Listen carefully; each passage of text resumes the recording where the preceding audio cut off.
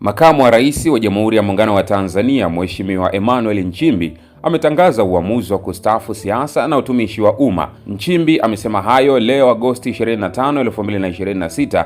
Amemwandikia barua Rais wa Jamhuri ya Muungano wa Tanzania, Mheshimiwa Daktari Samia Suluhu Hassan kumjulisha kuhusu uamuzi huo pamoja na nia yake ya kujiuzuru nafasi ya makamu wa rais. Amesema kujiuzuru kwake kutaanza rasmi tarehe 4 Septemba 2026, akieleza kuwa amefanya uamuzi huo kwa kuzingatia matakwa ya Katiba ya Jamhuri ya Muungano wa Tanzania.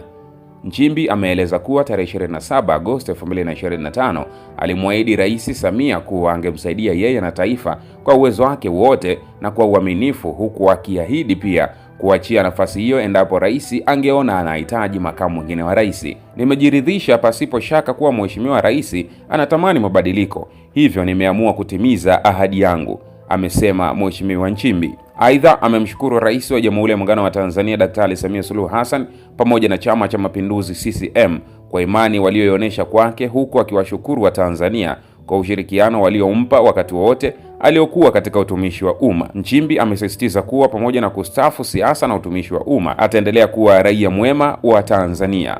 Hizi ni taarifa za hivi punde zilizofika katika dawati la habari la Mnazi TV. Mimi naitwa Simon, endelea kubaki na Mnazi TV kwa taarifa zote zinazoendelea ndani na nje ya Tanzania.